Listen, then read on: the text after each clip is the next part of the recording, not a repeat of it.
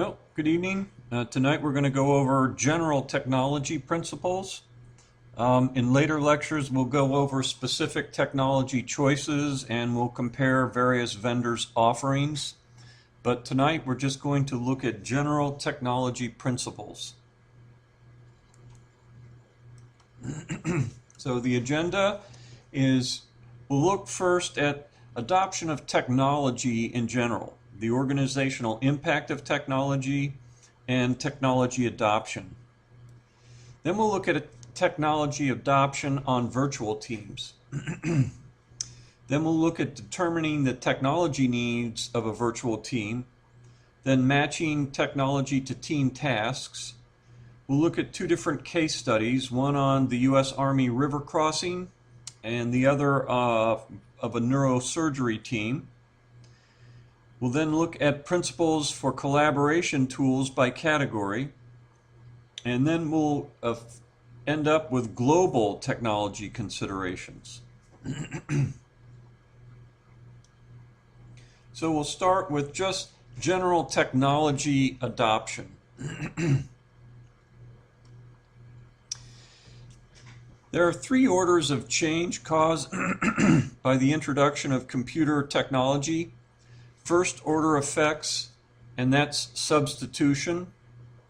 And as an example from my own experience, when we introduced automated workflow tools for formerly manual processes, we did go through these three stages. The initial introduction of these technologies started with first order effects, the substitution of automated document processing for a formerly manual process. Folders had been manually routed and got lost in the system, so to speak. So there was no accountability for someone taking a long period of time to review and take action. Second order effects are increased demand for the technology. Once the introduction of the new technology was finished, it began driving second order effects by increasing the demand of our customers for further automated document processing. So we began numerous projects to deploy these collaboration tools in other locations and for other uses. Basically, automating form processing in new areas. Third order effects are structural change. So with the automated tools, we knew the status of any request at any time and who was currently responsible for taking action. This greatly expedited throughput because the originator knew who to contact when their request had stalled. The use of these deployed systems resulted in enormous savings in time, process cost, as well as the introduction of new uses for the information contained in the managed documents. For example, it was easier to prepare performance reports to show the workload on staff. Ultimately, it led to increased demand in other areas. We introduced the technology by automating procurement requests, and the increased efficiency and convenience resulted in requests to do other workflows as well. There was a great expansion of information technology in the past 15 years where I worked, and 3 years ago the organization was reorganized to delegate authority to lower level units, those that were closer to the customer. It wasn't the introduction of one technology such as electronic document management systems, but I think the cumulative effect of multiple introductions of technology. The increased efficiency caused by these projects resulted in third order effects, new organizational structures better able to deal with customers, and in our case, especially in a time of declining budgets. In my opinion, the following third order effects led to this transformation. Communication flows became horizontal as well as vertical. The more universal yet controlled access to critical information collections also helped drive those third order effects. There was faster decision making by faster retrieval of critical information. Decisions being made closer to the customer through more universal yet controlled access to the information collections again was a driver in the ultimate reorganization. And finally, staff became more focused on supporting the courts rather than spending time on managing routine internal processes.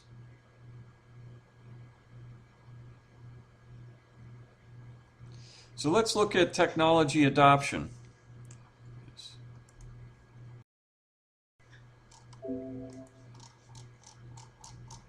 Good evening. Tonight we'll talk about technology principles. This is going to be a lecture on the general principles of using technology in virtual teams. We have 2 other lectures later in the series that deal with specific technologies and a comparison of different vendor offerings in each technology category for collaboration on virtual teams.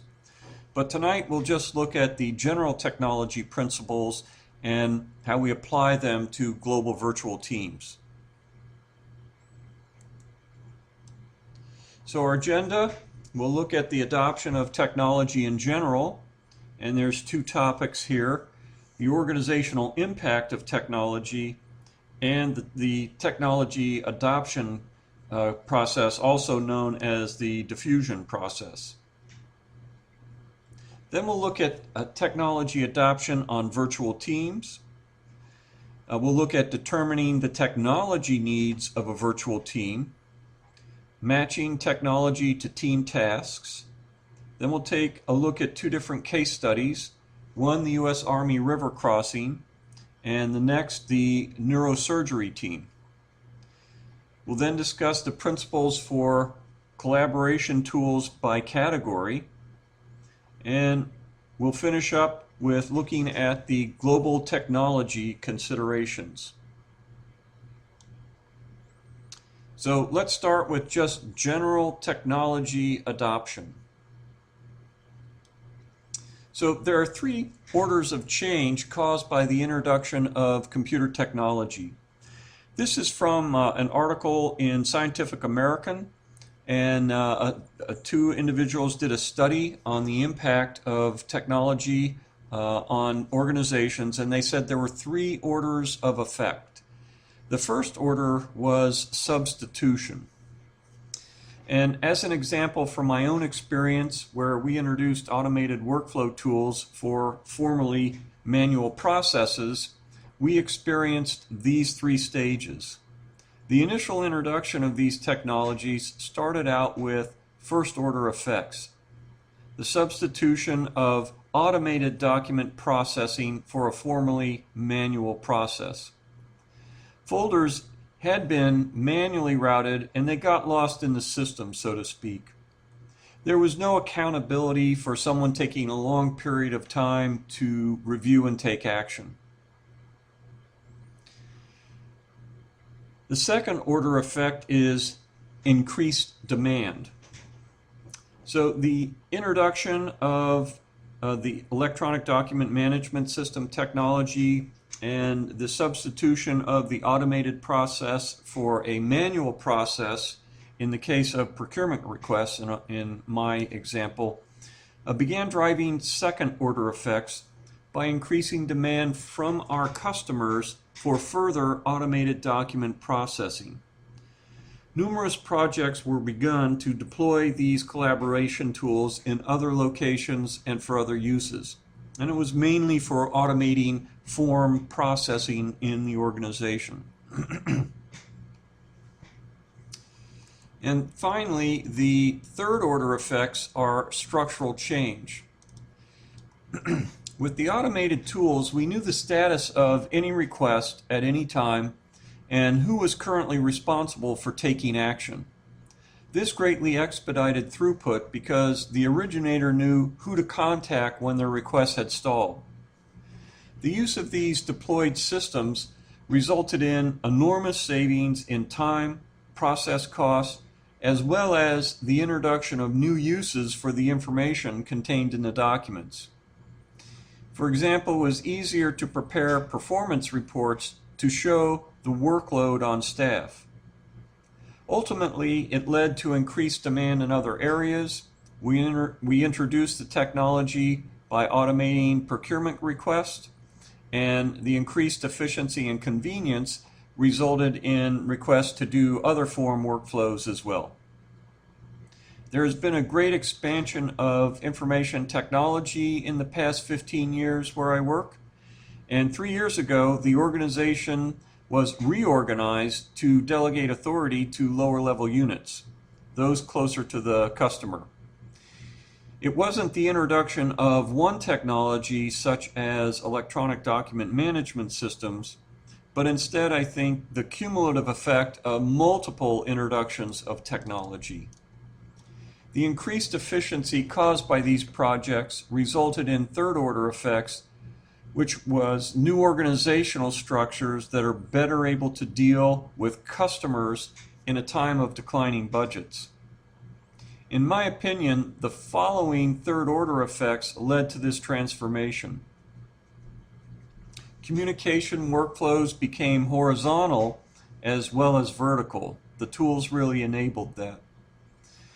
There was more universal yet controlled access to critical information collection. There was faster decision making by faster retrieval of critical information. Decisions were being made closer to the customer through more universal yet controlled access to the information collections. And finally, staff became focused on supporting the courts rather than spending time on managing routine internal processes.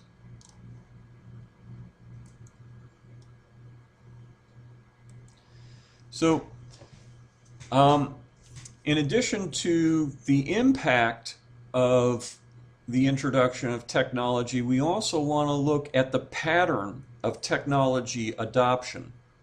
So there's a pattern on how technology is adopted, and then of course that's going to lead to the three orders of effects once it is adopted. Now, Moore developed a theory on technology adoption, which is also known as the diffusion process. And that has become a classic to explain the pattern of introducing technology into organizations, and it's based on risk, perceived risk. There are 5 categories of people or organizations: innovators, early adopters, early majority, late majority, and laggards. Organizations fit into these categories based on their risk handling capacity. The pattern for adopting innovation in a society is again known as the diffusion process. The general pattern is that the innovator people adopt first, and then we go through the continuum until the laggards finally adopt last. Some groups are more accepting of change than others. Young, affluent, and highly educated groups accept the change more readily. Other factors include the complexity. With more complex products, it takes longer to obtain acceptance. There is a perceived risk that is governing the process. There are 3 elements of this perceived risk. Will the product or approach perform as desired? What are the consequences of it not performing? And number 3, what is the ability to undo any negative consequences? Of course, perception is affected by the group looking at the product as well as the product itself.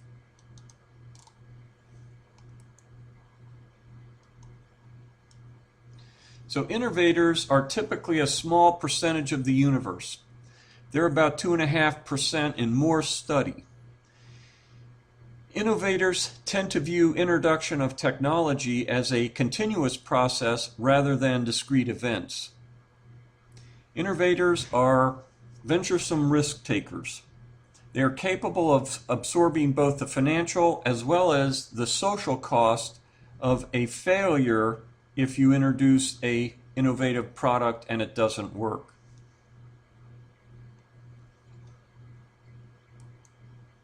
Early adopters are an intermediate percentage of 13.5% in Moore's study, and introduce a new technology to compete with the innovators who have already introduced it. Early adopters are willing to take a calculated risk, but they have concern about the consequences of failure. The early majority are more pragmatic and adopt new technology once leading firms have worked out the bugs and issues. The early majority block of adopters represented about 34% in Moore's studies. The early majority tend to be cautious about innovation. They adopt innovation that has already proven successful with others.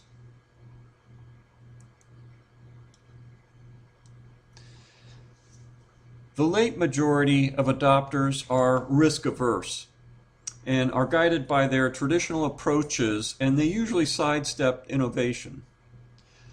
The late majority follows and generally does not have confidence in their ability to deal effectively with new technology. So they follow the early majority and the innovators and early adopters. They represent the late majority, a block of about 34% of the universe of technology adopters. The late majority are typically skeptical about innovation. They often adopt in response to social pressure or diminishing availability of the old method or product.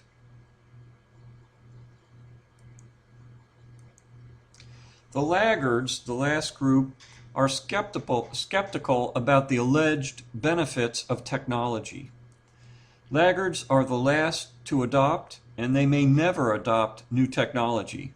They represent about 16% of the universe. They tend to be dogmatic and oriented towards the past. They adopt innovation reluctantly. Well, here is the diffusion curve. And you can see we've got the innovators, 2.5%, early adopters, 13.5%, early majority, late majority, and laggards. And of course, the horizontal axis is time, and the vertical axis is the number of acceptors. With cell phones as an example, the early use of cell phones was following a curve like this. The cell phone was a relatively complex product, and it was not well understood. So it went through this typical diffusion process pattern through these phases. But the iPhone presents a different curve. It compresses the two right phases, the late majority and the laggards. They tend to be much smaller percentages, and the ease of use really of the iPhone resulted in less risk. And remember, what's driving the adoption process is perceived risk. And consequently, because the iPhone was easy to use and relatively low cost, there was a more rapid adoption by innovators, early adopters, and early majority. And of course, when the bulk of society is using something, then even the laggards and late majority move into it.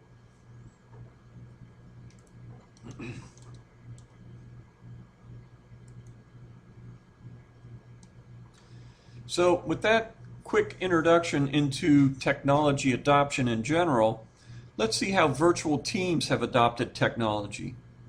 Keep in mind, risk is a throttling factor in the adoption of technology. Gibson and Cohen report that in 2003, adoption of advanced technology was unusual in virtual teams. This may reflect the capacity of these teams to absorb risk, with few early adopters deploying innovative technology along with the relatively new global virtual team organization. Gibson and Cohen found back in 2003 that email and conference call were the primary communication tools. Less used were discussion boards, video tools, and online meeting tools. If we think of perceived risk for the adoption of innovative technology back in 2003, in the case of virtual teams, this risk is higher because it is really the additive impact of two factors. The first is a great deal of risk just reorganizing into a virtual team. Then add on top of that risk of the risk of a complex technology, and the perceived risk of both factors may be too high. Email and teleconference were well understood in 2003, and they had much lower risk.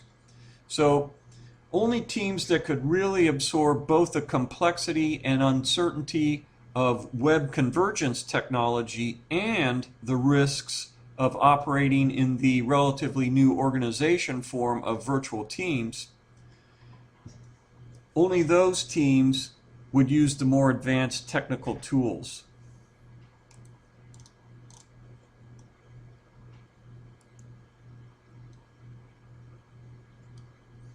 More recent research finds that virtual teams keep current today with available information sharing and collaboration technology. Even so, familiarity appears to be more important to them in selecting technology than sophisticated features. So today, as we would predict from the diffusion process, more people are using advanced technology to collaborate on virtual teams. Still, because of the risk with virtual teams in general, they tend to favor familiar and usable technologies. Oops.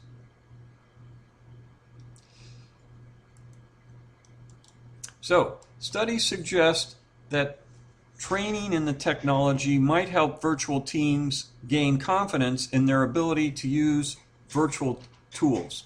However, some people are too busy to learn the new technology, while others need individual training and initial support to build their confidence. Training on the technology tools helps reduce risk, but not everybody can devote the time to learn complex new technology, and some may need individual attention.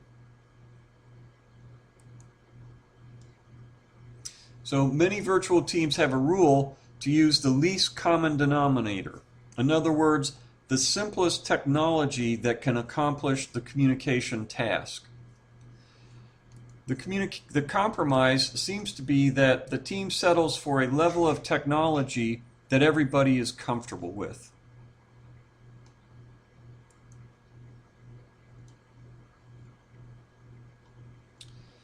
So Nissan went one better on training, and in addition to training on the tools, they trained people on how to operate in virtual teams.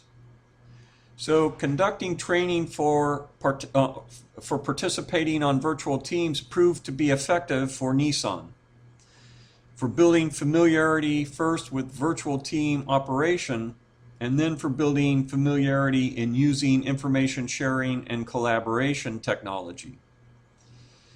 One of Nissan's courses in this program was how to communicate effectively using collaboration technology.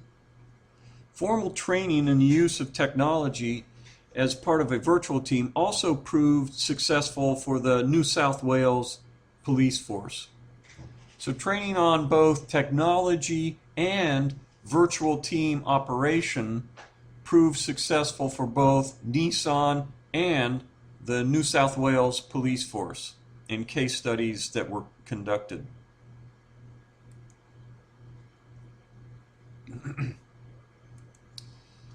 Sabre, which is the yield management and booking system for airlines, it was developed by American Airlines. Sabre tried to resolve the technological risk by selecting people who had knowledge of the technology. So they found that In their early virtual team efforts, they were undermined by choosing people with knowledge of the collaboration tools rather than people best suited to the virtual team mission.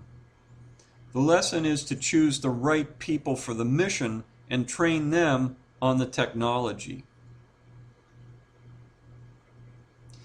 Choosing people with the knowledge of technology, of course, will not help the team accomplish its mission. You must choose people who have the requisite variety of knowledge to accomplish your mission. The training is a support or administrative function. It's not the main mission of the team.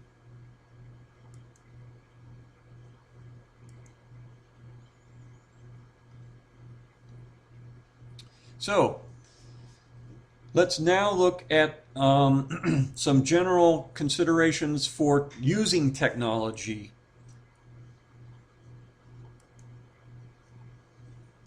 Technology in global virtual teams. The linkage through technology is through the technology tools establishing connections to anyone, anywhere, at any time to exchange ideas and information and to organize the activity. There are limitations to technology. Technical tools that establish connections to anywhere at any time do not motivate people to listen, empathize, or establish trust. Technology enables connections, but it does not ensure relationships. And relationships require time and two-way communication. If you'll remember, the LMX partner leadership style is the most productive form of leadership. It is based on establishing relationships. That is the important part of leadership and the important part in harnessing the distributed knowledge of the team to accomplish the mission. Technology can assist, but more critical are the leadership and general communication practices we have discussed in earlier lectures.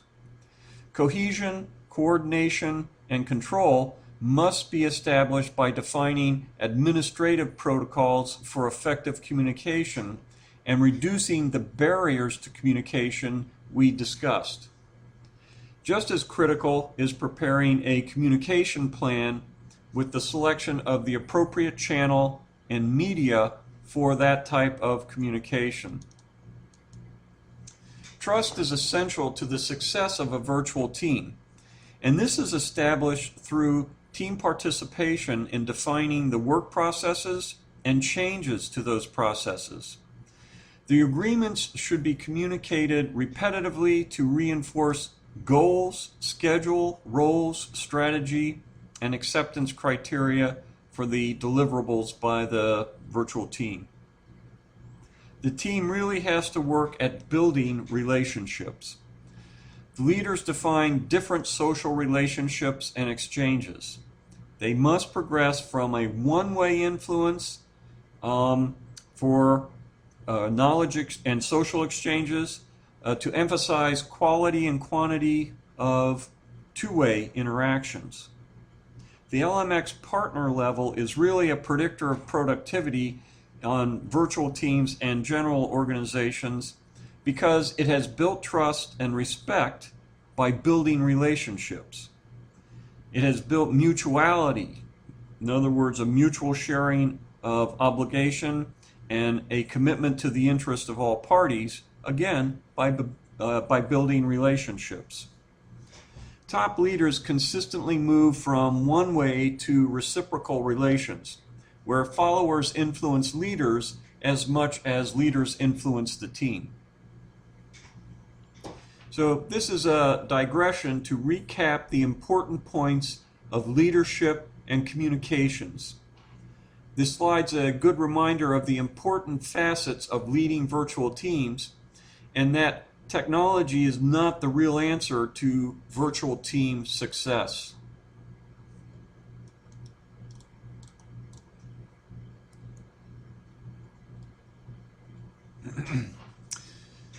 So looking at the boundaries of technology, what how do we find the acceptability of a technology?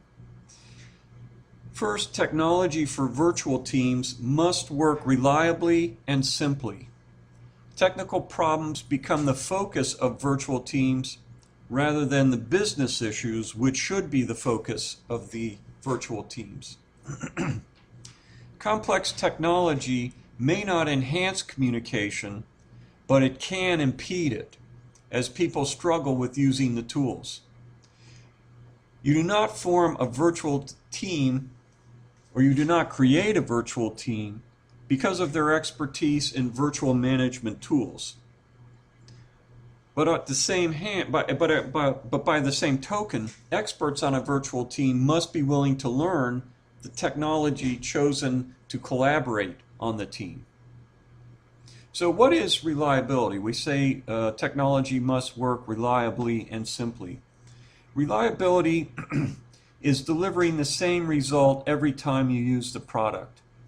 It is not just freedom from crashing.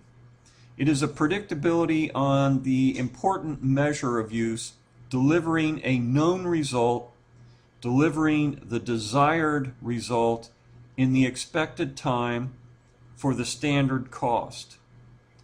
A reliable product consistently provides this output.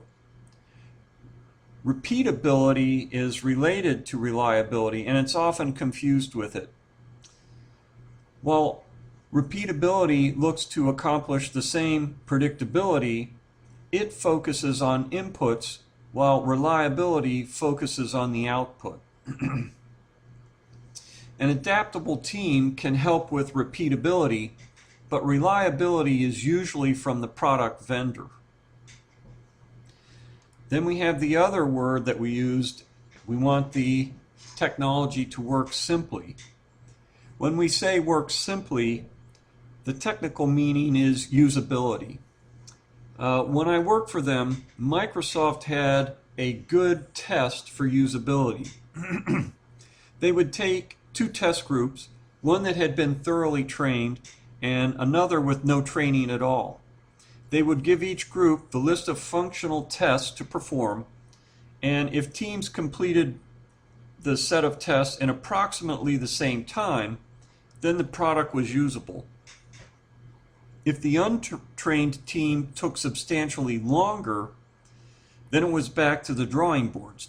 The product had failed usability testing. It was not simple to use.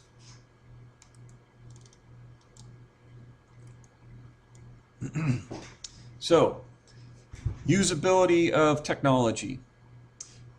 Again, we need technology that just plain works. The staff does not have time to waste fiddling around with the technology. They need simplicity in the technology, and the team needs a staff that knows how to use it. Reliability of technology.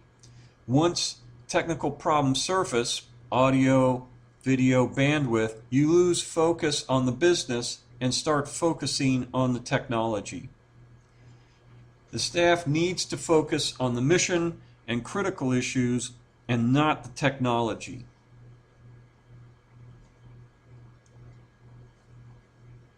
An often overlooked factor in reliability is country infrastructure. The reliability and availability of communications and steady electricity without brownout, spikes, or other phenomenon.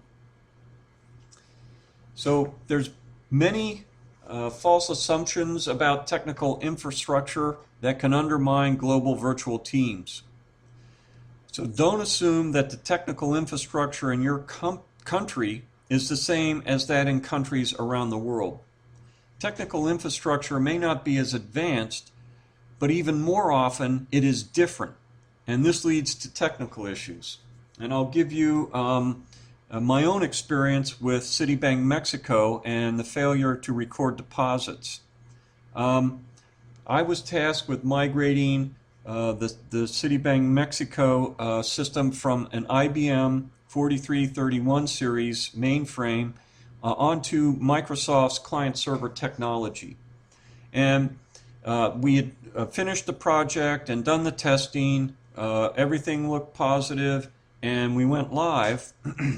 And after we went live, occasionally during the days, we would lose depositors' deposits into their savings accounts.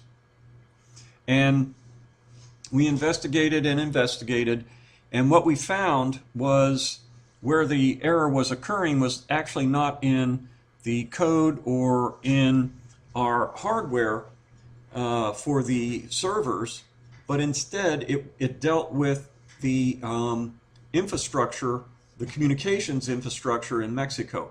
In much of Latin America, and this is going back over 20 years ago, they did not have the cable and fiber optic landlines that we have in the United States. And so they substituted instead a lot of satellite communications. And so when we went from landline in the local metropolitan area to go between metropolitan areas, we would go through an X.25 router up to a satellite. So the X.25 protocol is one that's used with satellites, the X.25 communication protocol. So we would, the router would convert TCP/IP into X.25, and then that would go up to the satellite, back down to the router in the destination metropolitan area, where it would be converted from X.25 protocol into TCP/IP. Well, the routers that were originally chosen for the that particular job were not properly, after we investigated, we found out they were not properly repackaging the TCP/IP packets from the X.25 packets. And so there were certain conditions where the packets would be truncated, and that would lead to failures to record the deposits. The solution we found was to get Cisco routers and put them in place. And this was when there was a lot of competition for the router market, and Cisco was a player, but it wasn't as dominant as it is today. But it did have experience in the United States with using satellite communications, because it had been used by a lot of government agencies that use satellites. So that solved the problem. But the point is, the technical infrastructure in the countries you're dealing with may be different. So you have to really consider that when you draw up your decisions on technology.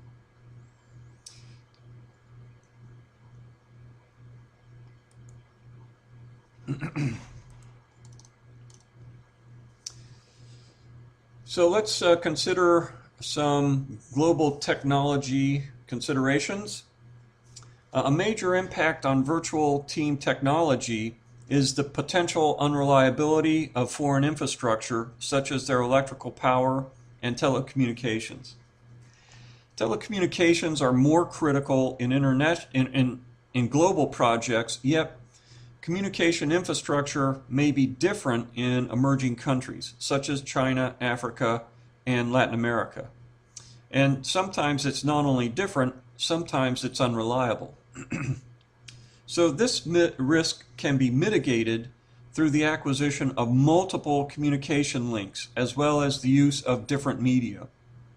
In addition, the number of facilities used overseas should be reduced and concentrated into a few larger facilities located in major population centers that have a good communications infrastructure.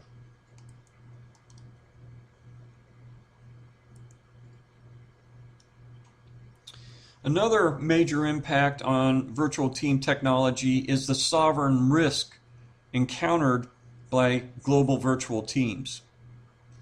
This is the impact of regulatory interference by a foreign government. This can include limited and censored use of the internet and internal wide area networks and telephone and email technology. I experienced this in my consulting engagements in Argentina. Before the internet, there was CompuServe. And this is again going back to the late 80s and early 90s.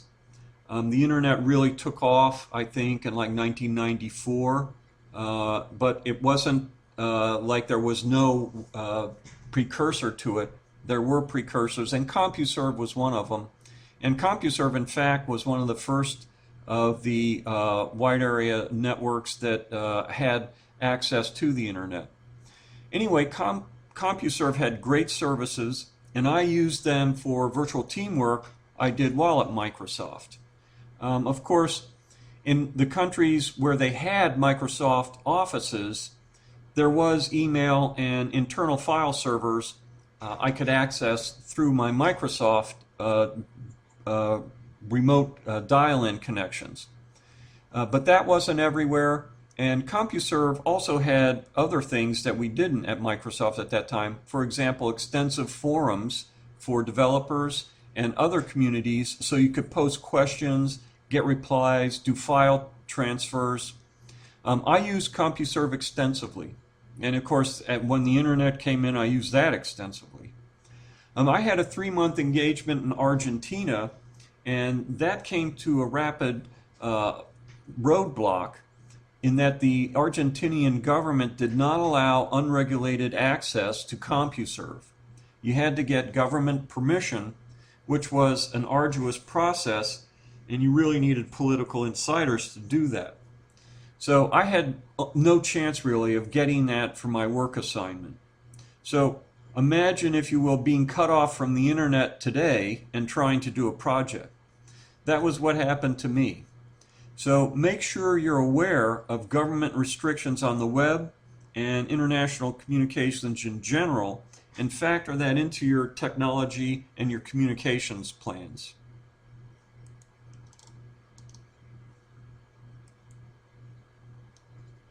So some more considerations. Define your time and resource needs for implementing the tool set. Your management plan must incorporate time and money to implement the virtual management tool set. You can't ignore it. You have to put it into your core plans. It's unproductive for a team to wait for the infrastructure, configuration, software installation, data line, or other technology you need for your collaboration tool infrastructure. Implementing and running the virtual management tool set requires resources, so you have to plan for that. Another consideration is define your technology access. What is the gap between the technology needed in one of the various locations and what actually exists at that location? At the different locations, what technology do the staff use and understand? You have to take that into your consideration as well. Some compatibility considerations. Define your technology's compatibility. Use the categories of information determined in your communication lecture. Well, we went over in the communication lecture, and you will have determined in your communication plan. And have each location prepare a document of each type of information and send it to a sandbox digital workspace. That's a test system that you set up to simulate the type of, say, document storage, forum, or other tools you might be using. Most vendors, you can set up a sandbox in their area that's just a test area and then later take it down. You got to then verify the compatibility by having each location open and read the document types sent by the other locations. Categories of information that you would want to do that with can include office automation documents.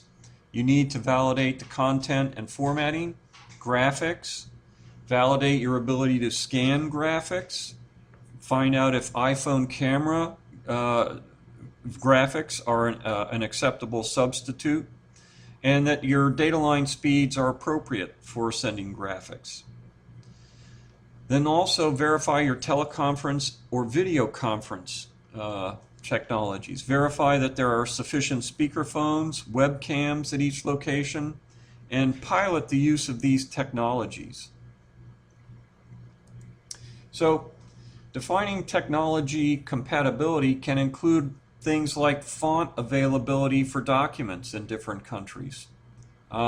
If you're going to be sending documents over in China, you would be looking at very different character sets.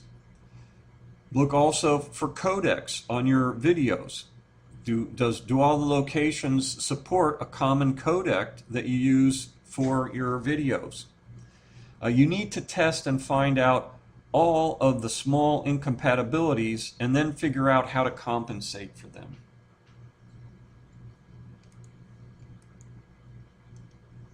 Okay, let's take a break and come back in 5.